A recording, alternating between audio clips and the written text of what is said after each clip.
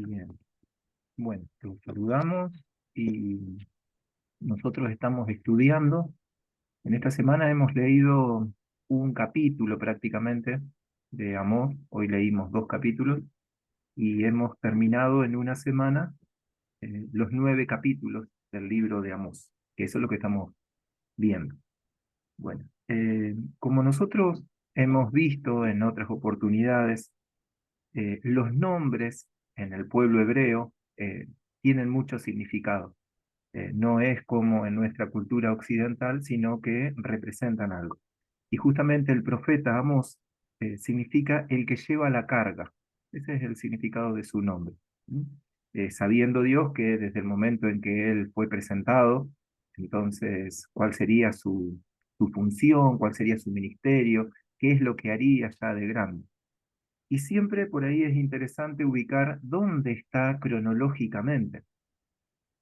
Aproximadamente Amós estuvo en el año 760, 750 antes de Cristo. Bueno, el mismo libro lo dice, porque dice cuáles eran los reyes. Dice que en el reino del norte, y ahí yo voy a compartir una pequeña proyección. Bien, a ver, compartir.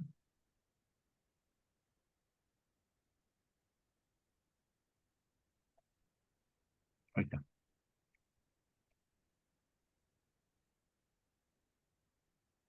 Bueno, Amós, ¿sí? Ahí lo presentamos. ¿M?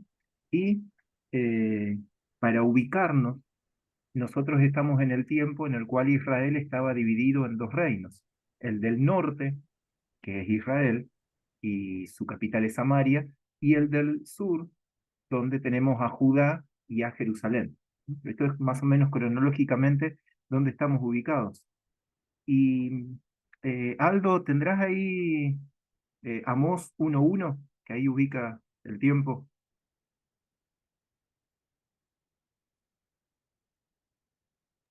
Ahí estamos, sí.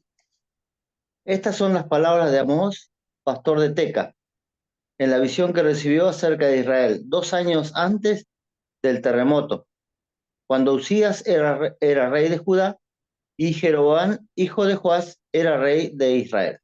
Bien, ahí nombra justamente quiénes estaban como reyes. Y cuando uno lee la historia, que tal vez lo podamos leer ahí en el libro de Reyes, entonces, ¿cómo eran estos tiempos? Estos tiempos eran de prosperidad. Uno recuerda que Usías estuvo unos 50, ¿sí? 52, 56 años, no recuerdo bien, eh, gobernando en prosperidad. El ministerio del profeta Isaías es el que inicia cuando Usías muere, ¿sí? Ahí para aquel si lo quiera buscar después, eso lo tenemos en Isaías 6:1. Pero la situación que está es de prosperidad, prosperidad económica. Israel, más allá de la división que tenía con Judá, eh, iba todo bien, ¿sí? Iba viento en popa, como que tenían el viento a favor. Bueno, y como se lee ahí, Aldo lo leyó recién, ¿dónde, ¿de dónde surge este Amos? Surge de Tecoa, ¿sí? Ahora vamos a ver en algún mapita si encontramos Tecoa, pero sí Tecoa está en la región del sur, en Judá. Sin embargo, su ministerio se desarrolla en el reino del norte, en Israel. Algo extraño, porque generalmente uno ubica al profeta en su sector. Jesucristo enseñaba, ¿sí? No hay profeta que tenga honra en su propia tierra. Bueno, este lo mandaron a predicar o a profetizar al reino del norte. Em, ¿Y qué es lo que estaba ocurriendo ahí? ¿Sí? Para eso vamos a recordar un poco qué era lo que pasaba en el reino del norte, más específicamente en Betel. Ahí, si tienen Primera de Reyes capítulo 12. No sé si por ahí lo tienen. Primera de Reyes capítulo 12, versículos 26 al 29. Porque algo pasaba en Betel, algo había ocurrido. Primera de Reyes 12, 26 al 29. Si lo pueden leer, si lo tienen para leerlo. Ahí está bien. 26 al 29. Dice así, em, pero reflexionó, ¿y qué tal si ahora el reino vuelva a la familia de David? Si la gente sigue subiendo a Jerusalén para ofrecer sacrificios en el templo del Señor, acabará por reconciliarse con su señor, Roboam, rey de Judá. Entonces a mí me matarán y volverán a unirse a él. Después de buscar consejo, el rey hizo dos becerros de oro y le dijo al pueblo, Israelitas, no es necesario que sigan subiendo a Jerusalén. Aquí están sus dioses que los sacarán de Egipto. Así que colocó uno de los becerros en Betel y el otro en Dan. Bien. Eso lo que estamos leyendo es cuando se dividió justamente el reino que nosotros veíamos en el mapa anterior. Hubo un momento en la historia cuando Salomón terminó su reinado, entonces, a causa de su mala administración, su hijo Roboam tuvo un reino dividido. Quien estuvo en el norte, como lo leía Aldo, era Jeroboam. ¿Y qué fue lo que hizo Jeroboam? Jeroboam construyó dos altares donde el pueblo pudiera ir a ofrecer sacrificios, que eran sacrificios ilegales, por decirlo de algún modo, porque no lo estaban haciendo en el templo de Jerusalén. Uno aquí, si se alcanza a ver la flecha, en Dan, es decir, allá en el extremo norte de Israel. Y el otro aquí en Betel. Betel, acá donde lo vemos, Betel. Que Betel era como el lugar más al sur que tenía Israel antes de llegar a la región de Judá. Lo que quería hacer Jeroboam era realmente que el pueblo no baje, no fuera, en realidad baje en el sentido geográfico norte-sur. En la Biblia aparece como no suba, porque estaba en una montaña, no suba a Jerusalén a ofrecer sacrificios. ¿Por qué nombramos todo esto que estamos diciendo? Porque en Betel es donde predica, donde profetiza Amós. Esa es la razón. Bueno, y para conocer ahora entonces, si nos introducimos en el libro, no vamos a empezar por el capítulo 1, sino vamos a empezar con el capítulo 7. Capítulo 7, versículos 10 al 13. Capítulo 7, versículos 10 al 13. Lo que nombra la palabra es ¿quién es este Amós? Dice, entonces el sacerdote Amasías de Betel, recordemos que este sacerdote de Betel, es decir, no necesariamente era un levita, porque los levitas estaban en el templo que estaba en Jerusalén. El sacerdote Amasías de Betel envió a decir a Jeroboam, rey de Israel del norte, Amós se ha levantado contra ti en medio de la casa de Israel. La tierra no puede sufrir todas sus palabras. Aquí ya Amós estaba profetizando. Porque así ha dicho Amós, Jeroboam morirá a espada, e Israel será llevado de su tierra en cautiverio. Lo que estaba anunciando, que es lo que vamos a ver en esta tarde, es justamente la invasión que tendría, nosotros ya sabemos la historia, por parte de los asirios, el reino del norte. Y Amasías dijo a Amós, vidente, ¿sí? Vete, huye a tierra de Judá, o sea, andate a tu casa, volvete allá de donde saliste, y come allá tu pan. Y acá hay una representación porque le está diciendo, vos que vivís de profetizar, ¿sí? Porque a muchos que profetizaban les pagaban, entonces le dice de esta manera o lo trata de esta manera despectiva, menospreciándolo. Por eso le dice, y allá come tu pan, y profetiza allá. Y no profetices más en Betel, porque es santuario del rey y capital del reino. Y entonces acá Amós se presenta, por eso es que empezamos en este capítulo 7. Amós dijo a Amasías, versículo 14, no soy profeta, ni soy hijo de profeta. Es decir, como que no tenía antecedentes. Como hoy uno pudiera decir, no tengo ningún título teológico, no soy pastor, no soy evangelista, no soy profeta, no soy apóstol, no tengo ninguno de los títulos que me pudieran atribuir. Eso es lo que estaba diciendo Amós. Sino que soy boyero, ¿m? Y recojo higos silvestres. Este profeta eh, era un pastor, ¿eh? Era un pastor de ovejas que desde allá de atrás de las ovejas lo llamó y lo envió a profetizar, ni siquiera al lugar de donde él era, sino que lo envió al reino del norte. Y Jehová me tomó de detrás del ganado y me dijo, ve y profetiza a mi pueblo Israel. Bueno, acá se presentó quién es Amós.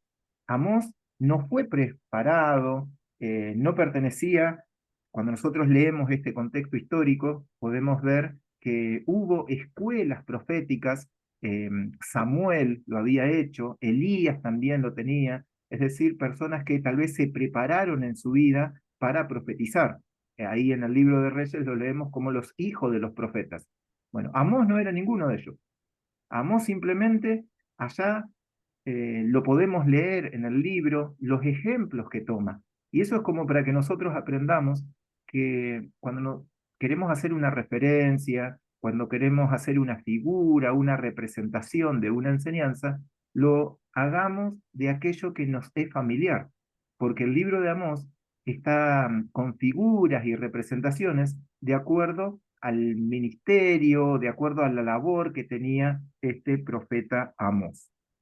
Bien, así es como presentamos entonces Amós. Entonces ahora sí, vamos a iniciar capítulo 1, versículos 3 y 4, que viene el juicio. El libro de Amós es un libro de profecías, pero no son de buenas profecías, lo podríamos decir, sino que son profecías que tratan al pueblo mostrándole aquello que no estaba bien. ¿Mm? Muchas veces nosotros solemos buscar, solemos oír palabras como de aliento, palabras motivadoras. Por ahí se contrata, hay veces que se llama a personas como que movilicen al pueblo de Dios. Bueno, Amós no era así. Amós lo que vino a mostrar era qué era lo que estaba mal en Israel. ¿Qué era lo que ellos estaban haciendo que saliera a la luz? Económicamente, políticamente, ellos iban prosperando con el rey Jeroboam. Sin embargo, religiosamente, ellos estaban decayendo estrepitosamente. Y eso es lo que mandó a ver. Bueno, si tienen alguno, Nico o Aldo, versículos 3 y 4 del Sí. capítulo 1. Dice, así dice el Señor, porque los delitos de Damasco han llegado a su colmo, no revocaré su castigo, porque trillaron a Galat con trillos de hierro. Yo enviaré fuego contra el palacio de Hazael, que consumirá las fortalezas de Ben-Hadad. Bien. Acá está emitiendo juicio, pero no en sí sobre Israel, sino sobre los pueblos o naciones vecinas. Acá nombramos, en este mapita aparece como los arameos, acá es donde está Damasco, más o menos donde estoy señalando, que es donde están los sirios, o estaban los sirios. Bueno, ese lugar, ¿sí? Justamente ahí nombra al rey de los sirios, el juicio empieza con ellos. Después, nosotros también leemos que el juicio va sobre las diferentes regiones, como la región de Tiro, la región de Sidón, que recordemos que no había alcanzado a conquistar Israel esos lugares. Bueno, y uno puede analizar hoy y decir, ¿sobre quién viene el juicio? El juicio de Dios. Hoy ha de empezar por los vecinos, es decir, por aquellos que no conocen al Señor, o ha de empezar por la casa. Bueno, eso, la respuesta a eso, la tenemos en Primera de Pedro, ¿sí? Primera de Pedro, capítulo 4, nombro la cita nomás, Primera de Pedro, capítulo 4, versículos 17 al 19, nos muestra que el juicio empieza por la casa. ¿Mm? Parece como que Dios ha cambiado la situación en lo que aparece en Amós y en lo que es hoy. Porque hoy somos juzgados nosotros, juzgados en el sentido no de condenados, sino que Dios nos prueba de manera de sacarnos mejor, ¿sí? Porque el juicio empieza por casa, empieza la limpieza por casa. Cuando decimos por casa, estamos diciendo aquellos que hemos aceptado al Señor. Y si nosotros saldremos y llegaremos allá al cielo, tal vez algunos con olor a humo. No sé si habían escuchado esa expresión, porque seremos probados por el fuego, nuestras obras son probadas por el fuego, entonces muchas de ellas van a arder y tal vez lleguemos allá al cielo, pero con olor a humo, pero llegamos al cielo. Sin embargo, ¿qué quedará entonces para aquellas naciones vecinas, para aquellos que no han aceptado al Señor? Siguiendo en el capítulo 1, versículos 9 y 10. ¿Cómo dice versículos 9 y 10? Capítulo 1. Dice, así dice el Señor, los delitos de Tiro han llegado a su colmo, por tanto no revocaré su castigo, porque le vendieron a Edom poblaciones enteras de cautivo, olvidando así una alianza entre hermanos. Yo enviaré fuego contra los muros de Tiro, que consumirá sus fortalezas. Bien, ahí como decíamos recién, allá en Tiro, es donde Dios está emitiendo su juicio. Por ejemplo, si continuamos la lectura, capítulo 2, versículo 1, dice, así ha dicho Jehová, por 3 pecados de Moab y por el cuarto, no revocaré su castigo, porque quemó los huesos del rey de Edom hasta calcinarlo. Ahí nombra entonces el juicio que viene acá sobre la región de Moab, ¿m? Por su accionar con Edom. ¿Y por qué empieza así el libro? Porque resulta que los mismos pecados que cometieron estas naciones que estamos nombrando, Israel los repite. Y entonces Dios no hace distinción. También viene el juicio sobre Israel, sobre Judá. Por eso, en el capítulo 2, versículo 4, Dios ahora sí empieza a hablar sobre su pueblo y hace una distinción. Recordemos acá en el mapa, ¿sí? Acá en este amarillito de acá abajo, vemos toda la región de Judá, el reino del sur. El reino del sur que soportó de alguna forma la invasión asiria, pero el reino del norte, que es desde este sector que estoy nombrando, todo este reino del norte fue llevado cautivo por los asirios. Y me llamó la atención cuando lo estaba estudiando en estos días, que uno tiene el concepto como que estas tribus se perdieron. Pero cuando uno lee Amós o algún otro libro, para uno sí se perdieron porque uno no podría decir dónde quedaron los descendientes. Pero evidentemente Dios los tiene identificados en diferentes lugares del mundo. Seguramente algunos han llegado a América. Por eso es que varias profecías anuncian que los convoca a esta región de Israel. ¿Mm? Es lo mismo que dijeron otros profetas, Amós también lo dice. ¿Mm? Bien. Capítulo 2, versículo 4, y acá ya empezamos a leer cuál es el juicio que Dios envía sobre Judá. ¿Sí? Si lo tienen ahí, capítulo 2, versículo 4. Así dice Así el Señor. dice, dale, Nicolás.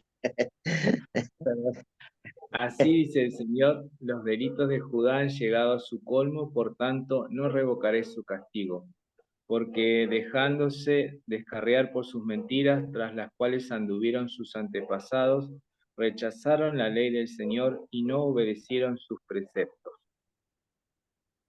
Bien. Y ahí nombra, claramente le da 4. ¿Mm?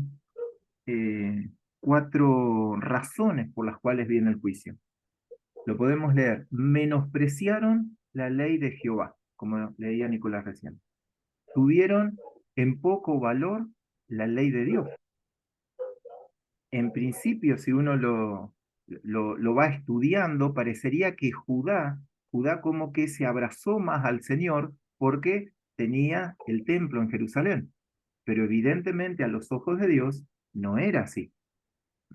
Estamos en tiempos, recuerdan que era del profeta, perdón, del rey Usías, ¿sí? Un tiempo de prosperidad en todo lo que era políticamente. No guardaron las ordenanzas, no guardaron las ordenanzas de la ley de Dios. Bueno, y las hicieron errar, ¿sí? Por sus mentiras. ¿Mm? Y anduvieron en los mismos pecados de los padres. ¿Mm?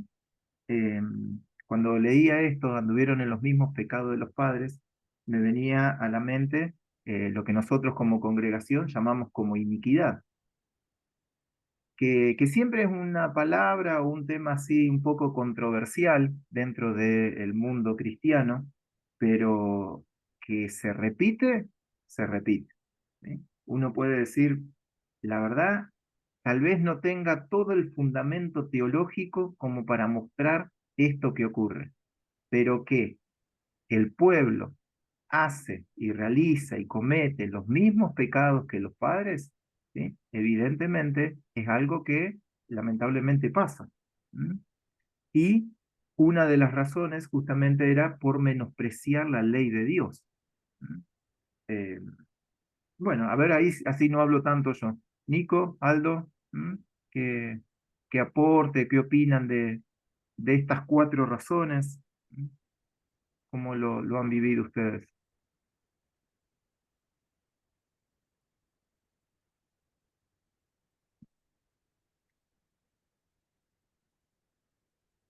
Aldo, habla vos, yo te sigo. Yo te iba a decir lo mismo. Eh, eh, con respecto a la iniquidad, vos estás preguntando, Pablo, Sí, ¿no? sí, que sería el cuarto pecado que le dice. Eh, como lo dice acá, Claro, en pos de los costumbres de anduvieron sus padres. lo mismo que sus padres. Bueno, sí, eh, cuando vino, ¿no? Como decías vos, el tema del discipulado de iniquidad a la casa fue tremendo. Tremendo en el sentido de que por ahí en la palabra dice, ¿no? Que Dios perdona los pecados y las iniquidades, pero sí, las perdona, pero cuando uno mismo comienza a entender lo que es la iniquidad, cuando uno comienza a entender lo que es el pecado mismo. El pecado por ahí se conoce, ¿no? Que es la desobediencia, pero la iniquidad también, ¿no? De lo que hizo mi papá, mi abuelo y todo lo demás, cómo eso viaja a través, ¿no? A través del tiempo, si queremos, ¿no? A través de nosotros. Y sí, hasta que yo no pude, o sea, no hice el discipulado, no entendía qué es lo que pasaba, cuál era, ¿no? Que uno es como que volvía a caer en siempre lo mismo, caía en lo mismo y caía en lo mismo y bueno, eso, la verdad que lo que es el discipulado de iniquidad abre los ojos, ¿no? Abre los ojos y comienza ahí vos comenzás a ver que mi papá como ser no creía en nada, ¿no? No creía absolutamente en nada y yo tampoco creía en nada. La verdad que, y él, bueno, yo no sé, pero él falleció sin creer en nada. Pero Dios seguramente ya me tendría marcado, no sé cómo fue, cuál fue el motivo, ¿no? Pero ya me tenía marcado, así que sí, eso es tal cual, o sea, se repitió en mi vida y se estaba repitiendo en mis hijos, porque ellos también, o sea, si bien nos convertimos todos de golpe, o sea, en un solo hervor, como dice la pastora, hubo cosas que tuvimos que ir limpiando cada uno, ¿no? En nuestra casa, nuestra familia. Así que sí, es así, tal cual, es como lo pinta el cuadro. Claro. Por mi parte, yo, o sea, estoy convencido que lo que cambia a una persona, eh, porque está bien, uno conoce al Señor. Y es cierto que hay algunos que se convierten de la noche a la mañana, dejan todos sus vicios y dejan todos sus males y son otra persona totalmente. Pero no es lo común. Lo común es como que uno se acerca al Señor, tiene una conversión, pasó a estar dentro del reino de Dios, pero como que hay que empezar a alinear a los patitos. Bueno, y esto como que lleva tiempo. Y lo que yo estoy convencido es lo que dice el primero de los pecados que le recrimina. Menospreciaron la ley de Jehová. Bueno, eh, nosotros creo que los tres acá que estamos presentes somos conscientes que el estudio de la palabra de Dios no es lo que más llama al pueblo. El pueblo de Dios, como que de alguna forma, es decir, dame la leche, dame aquellas palabras motivadoras, dame el versículo o el pasaje así como que con ese yo la voy remando toda la semana, pero no es que tengo un estudio de la palabra de Dios que aplico ese estudio a mi vida y eso me hace crecer y entonces vuelvo a estudiar la Biblia, pero ya como en un nuevo nivel y así se va produciendo ese crecimiento del cual el Señor habla. Bueno, lamentablemente en el mundo cristiano, y Dios lo muestra en su palabra, no es lo común que se estudie la Biblia. Es una de las recriminaciones que le está haciendo a Israel. En este caso a Judá. Pero después también Israel, es decir, el reino del norte, también tiene lo suyo. Y ahí viene la recriminación. Recordemos lo que decíamos al inicio de este encuentro. ¿Dónde está ubicado este Amós profetizando? Se fue ahí a la capital. Bueno, no era la capital del reino del norte, pero se fue ahí a Betel. Eh, es como eso. Nosotros nos podemos sentir seguros acá en la región, en Neuquén, de acuerdo al número de personas que hay, al tamaño de la ciudad. Tal vez si nos fuéramos a una ciudad más pequeña, también nos sentimos cómodos. Pero ¿qué pasa si nos vamos a una región más grande? ¿Sí? Seguramente a ustedes les ha pasado cuando uno viaja tal vez a Buenos Aires, Rosario, a Córdoba, es como que me siento que todo funciona más rápido de lo que yo puedo eh, almacenar. Bueno, este Amós venía ni siquiera de un pueblo, sino que venía del campo. ¿Sí? Él era boyero. Bueno, ¿y a dónde lo mandaron? Lo mandaron a la ciudad, lo mandaron a Betel. Y ahí era donde él tenía que hablar. Y fíjense que no le fue muy bien, porque este sacerdote Amasías lo mandó de vuelta. ¿Sí? Eh, en la Biblia es muy particular como lo dice, pero esta Amasías realmente lo insultó y lo menospreció, lo rebajó, de manera que él lo envió de vuelta allá atrás de las ovejas de donde había sido sacado. Y ahora viene el juicio sobre el reino del norte, sobre Israel. Capítulo 2, versículos 6 al 8. Ahí leemos la parte que le toca al reino del norte. Y ahí lo tienen para leer.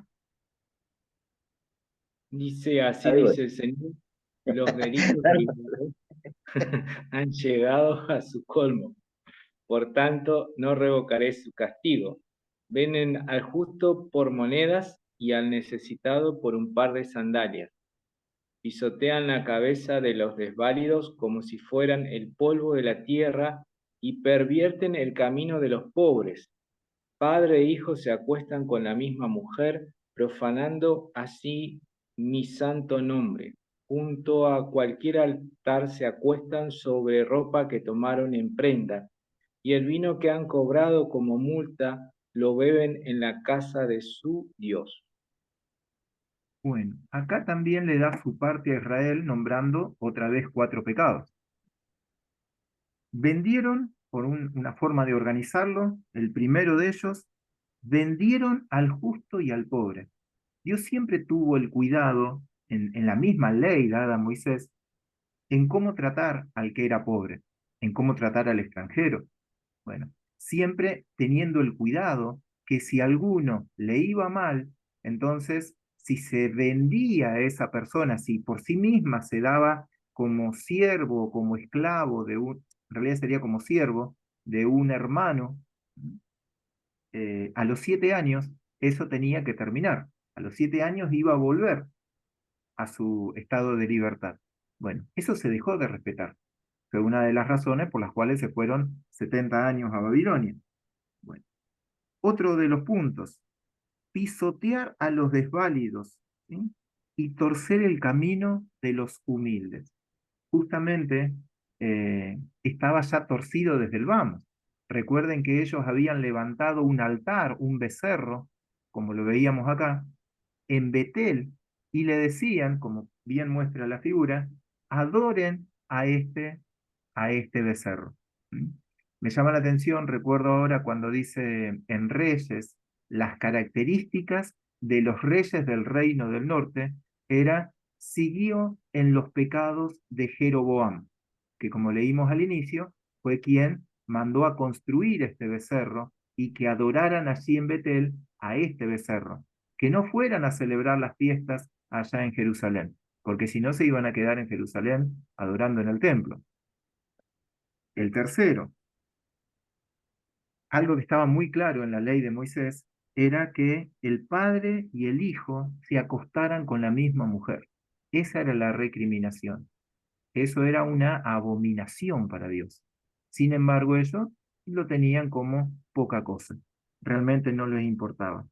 Y como cuarto pecado recriminando es adorar en cualquier altar. Justamente acá lo estaban haciendo donde ellos no lo podían hacer. Muy clara es la palabra de Dios cuando dice, el único lugar donde van a ofrecer sacrificios es en Jerusalén, ¿sí? En el templo, para este entonces, en el templo que ya estaba construido por Salomón. No había otro lugar. Ellos tenían como poca cosa, lo podían hacer en Dan, allá al norte de Israel, o lo podían hacer en Betel, que era una ciudad más poblada para este entonces. Bueno, y ahí avanzamos y nos vamos al capítulo 3. A ver, acá vamos a dejar de compartir. Bien. Capítulo 3. Capítulo 3, versículo 2. Versículos 2 y 3. Si lo pueden leer.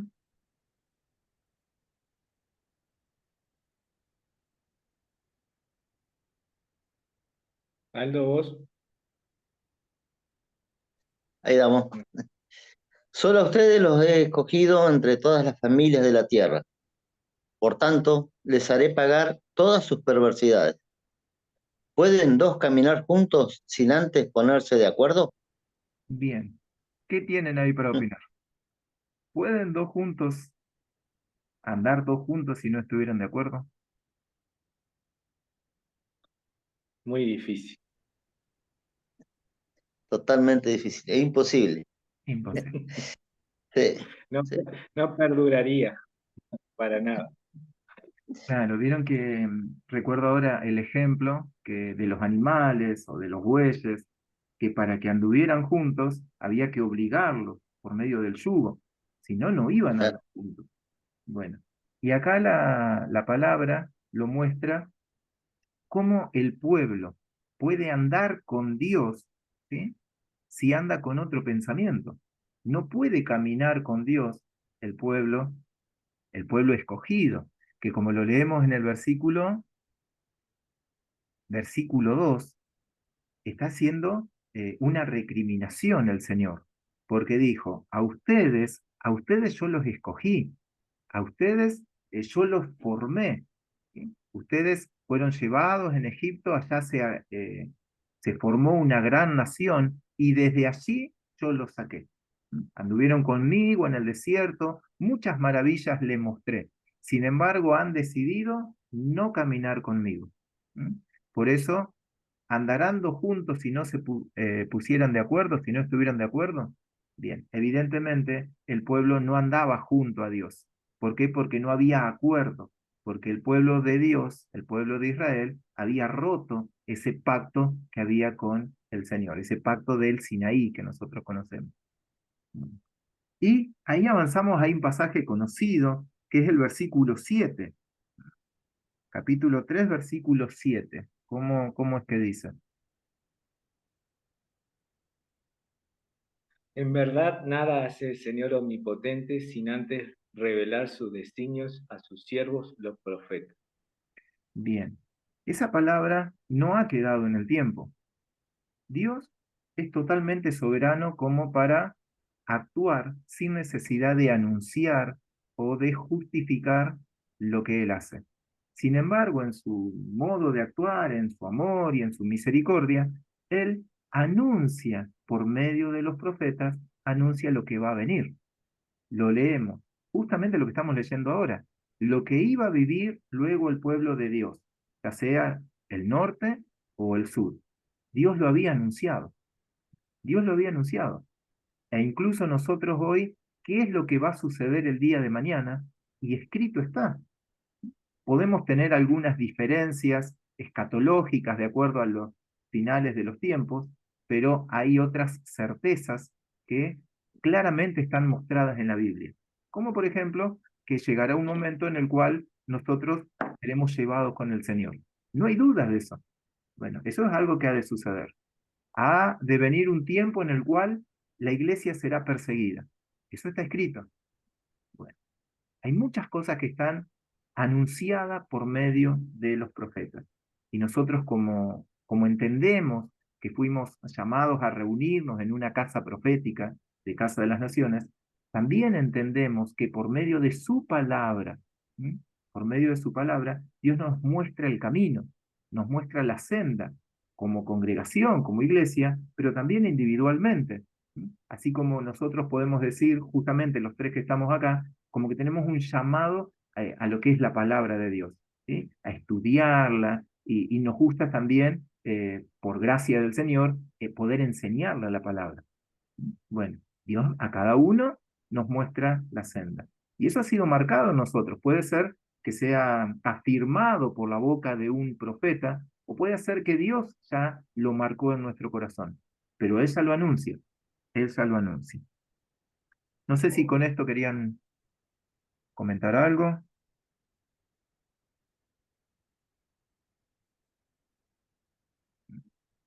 No, Pablo, yo No, no. nosotros, bueno, esto que dice acá, ¿no? Lo vimos cuando tuvimos la posibilidad de viajar, ¿no? Cómo por ahí está, y bueno, el pastor lo decía, cómo la gente está sedienta, ¿no? De poder entender qué es lo que Dios está hablando en este tiempo.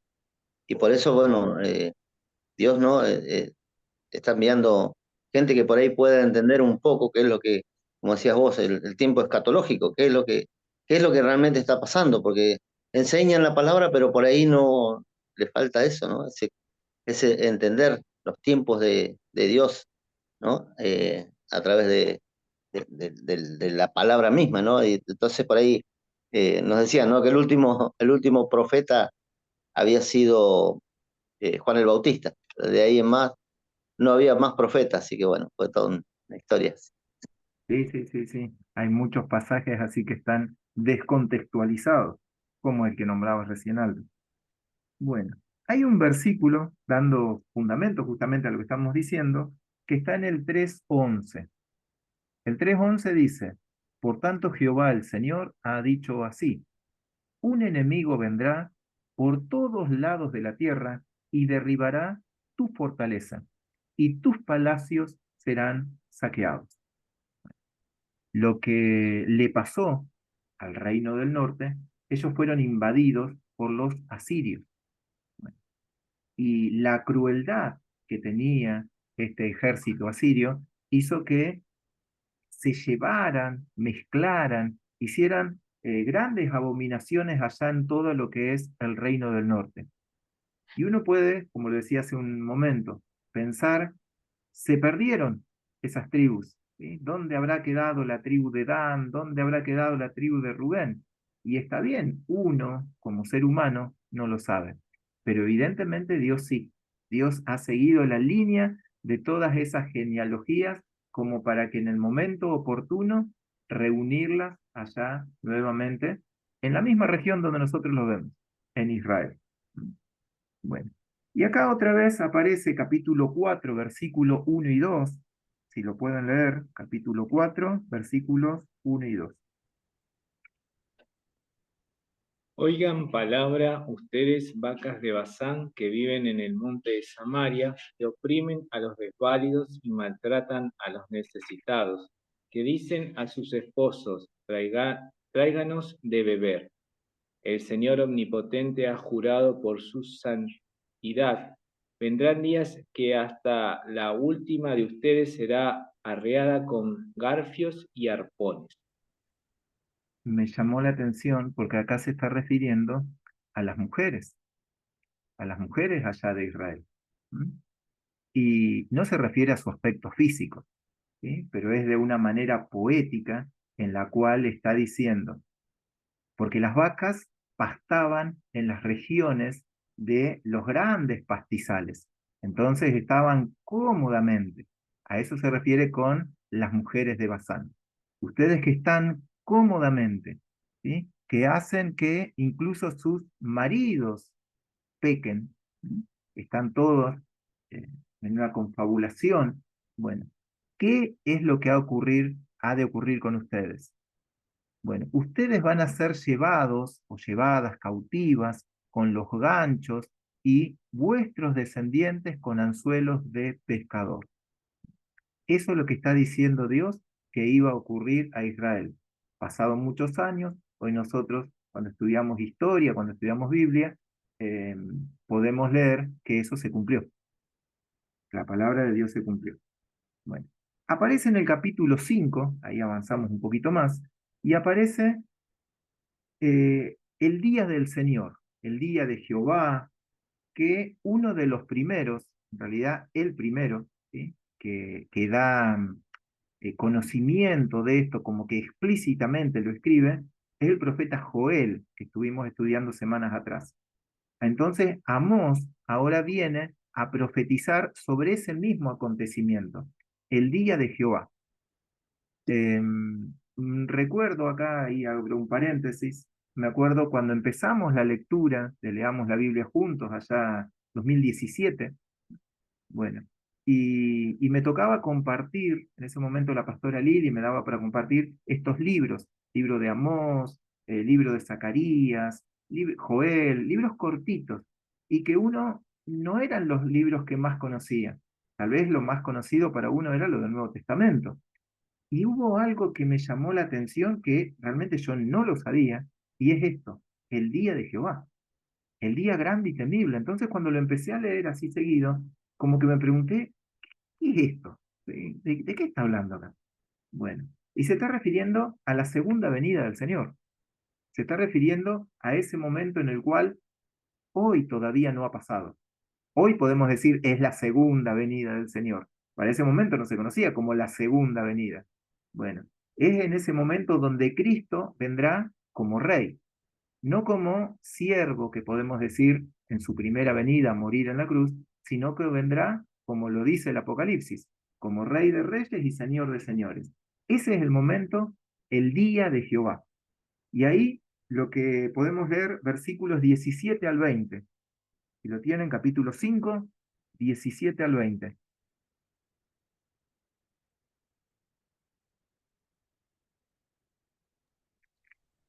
Se escuchan lamentos en todos los viñedos, cuando yo pase en medio de ti. Hay de los que suspiran por el día del Señor. ¿De qué les servirá ese día si van a ser de oscuridad y no de luz? Será como cuando alguien huye de un león y se viene encima un oso, y como cuando al llegar a su casa, apoya la mano en la pared y la muerde una serpiente. Y no será el día del Señor de oscuridad y no de luz, será por cierto sombrío y sin resplandor.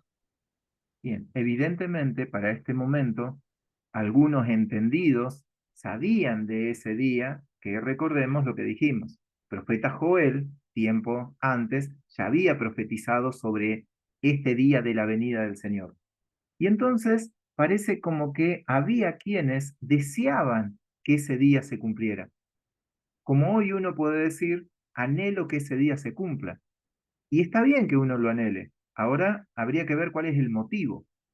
Si el motivo es porque me está yendo mal y entonces yo quiero que venga Dios para que se termine este sufrimiento, y entonces no es buena la razón.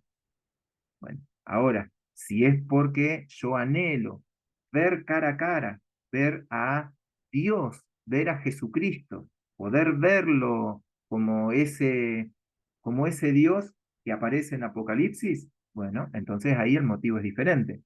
Acá lo veían.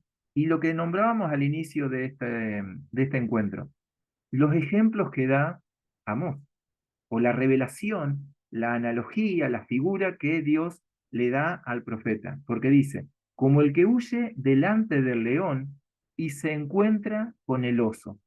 Probablemente a este boyero, a este pastor de ovejas, probablemente le haya pasado eso, ¿sí? Que termina de pelear con el león y se encuentra con otro, ¿sí? Con otro animal, con un oso. Y es como que está todo, vamos mal y estamos peor todavía. ¿Mm? Bueno, o como si entrase en casa y resulta que le muerde una culebra. ¿Sí? El ejemplo que da es justamente de lo cotidiano. Me gusta esto porque uno aprende a decir, cuando yo quiero enseñar la palabra, y tengo que hablar de lo que yo conozco, de lo que es mío, de lo que es eh, cotidiano para mí. ¿Mm? Esto es justamente lo que Dios hace por medio de Amós. Bueno, pero no son todas pálidas, ¿sí? Recuerdo ahí una vez que, hace muchos años, cuando llegué al Señor, entonces no habían tantos estudios bíblicos, hoy hay por Zoom y cuántas cosas más, lo estamos haciendo ahora, ¿sí? Eh, entonces nos juntábamos varios jóvenes, así como reuniones, hoy le diríamos células o home group, como le dicen, bueno, eh, y había una hermana, una señora, ¿sí? Más crecida en la palabra, que ella nos enseñaba. Muy bien. Bueno, y entonces yo le pregunté sobre los salmos y le decía, los salmos son puras pálidas, porque ay de mí, el sufrimiento y todo así. Y me acuerdo que ella me mostró sabiamente que tal vez el salmo empieza así, pero termina siempre con una gloria a Dios, alabando a Dios, resaltando al Señor. Y cuando yo lo empecé a notar así, claro, es cierto. Si eso lo llevamos al libro de Amós, vemos que casi todos los capítulos que leímos, capítulo 8 y parte del 9, juicio, lo que vendrá, ¿m? Como que ya no había salvación prácticamente. ¿Sí? Siempre Dios está estableciendo lo que vendría. Como que no es un llamado al arrepentimiento, sino que le está mostrando lo que habría de venir. Pero el libro de Amós no termina así. Nos vamos a capítulo 9, el último párrafo, que sería versículo 11 en adelante. Si lo tienen ahí, versículo 11 y 12, 9, 11 y 12. Dice 9, 11, 12. Capítulo 9. Sí, en aquel día levantaré la choza caída de David, repararé sus grietas, restauraré sus ruinas y la reconstruiré tal como era en días pasados, para que aquellos posean el remanente de Edom y todas las naciones que llevan mi nombre, afirma el Señor que hará estas cosas. Me llamaba la atención, habla del tabernáculo de David. Acá justamente yo tenía una de las imágenes, porque uno se acuerda del tabernáculo de, de Moisés. Ah, ahí está. Bueno, uno se acuerda, por ejemplo, del tabernáculo que Dios le mostró a Moisés que tenía que construir allá en el desierto y que era móvil ese tabernáculo. Bueno, después ese tabernáculo ya no estuvo, pero estaba el templo. Y para este entonces en el cual la palabra es dada, estaba el gran templo que había construido Salomón. Sin embargo, lo que Dios dice que va a levantar y va a restaurar no es el templo de Salomón que ya Dios sabía que se iba a caer, ni siquiera era el tabernáculo que habían tenido en el desierto, sino se refiere a, como lo leía Nicolás en la NBI, está en la choza. ¿M? En la Reina Valera aparece tabernáculo. En definitiva, sí, palabra más, palabra menos, es una tienda.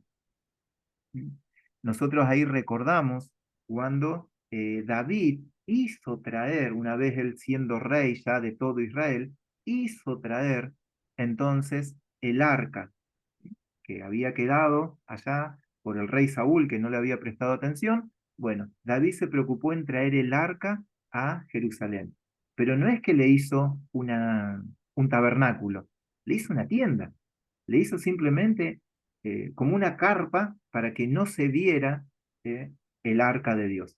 Bueno, Dios dice que eso es lo que iba a restaurar. Dios estableció con esta pequeña tienda, por medio de David, estableció un régimen de adoración. Y eso es lo que muchas veces nosotros decimos y entendemos que ha de restaurar el Señor para estos últimos tiempos, la forma en la cual se iba a adorar al Señor. ¿Sí? Y es llamativo, nosotros como congregación lo vemos cuando decimos, levantamos los altares los primeros días del mes, o también en estos pequeños grupos que se van poco a poco armando, los de casa de oración, bueno, todas estas situaciones que hacen que tenga cumplimiento esta palabra. Termino ahí el versículo 13. Dice, he aquí vienen días, dice Jehová, en que el que ara alcanzará al segador. ¿Sí? Dando una forma poética en la cual viene una fructificación. ¿Sí? Bueno, esa es la manera poética en la que el Señor lo muestra. Y el pisador de las uvas al que lleve la simiente. Es como que no alcanzo a cosechar, que ya viene el otro que está sembrando. Y a su vez también viene cosechando. Y los montes destilarán mosto, y todos los collados se derretirán. Y esta es la palabra que nombrábamos al principio. Uno puede pensar que las tribus del norte vaya a saber dónde quedaron, pero el versículo 14 dice, y traeré del cautiverio a mi pueblo Israel, y edificarán ellos las ciudades asoladas, y las habitarán, plantarán viñas, y beberán el vino de ellas, y harán huertos, y comerán el fruto de ellos. Y sabemos que la palabra de Dios tiene cumplimiento en diferentes etapas, porque podemos decir que esta palabra tuvo su primer cumplimiento cuando regresaron de Babilonia a Jerusalén. También podemos decir que allá 14 de mayo de 1948, cuando Israel vuelve a ser nación, muchos que andaban sin tierra de los judíos volvieron a ese lugar. Sin embargo, aún hoy esa palabra tiene cumplimiento y muchos serán convocados a esta tierra de Israel, de aquellos lugares que uno dice, bueno, son los sionitas que capaz que están allá en América del Norte o en diferentes lugares, pero la palabra del Señor, como lo estamos viendo, se va a cumplir. Muy bien. Bueno, así hemos llegado. No sé si tenían ahí algún comentario, qué les pareció el libro este de Amós, en qué los atrapó. No, muy interesante toda la, el estudio y creo que lo que cabe destacar esta es la restauración de, del, del tabernáculo de David, ¿no? Que habla que habla de nuestra adoración y también de nuestro tiempo de intimidad con Dios. Creo que Dios siempre nos está invitando a eso, a elevar esa adoración genuina que tenía David, porque David no era un hombre perfecto, pero sí cautivó el corazón de Dios.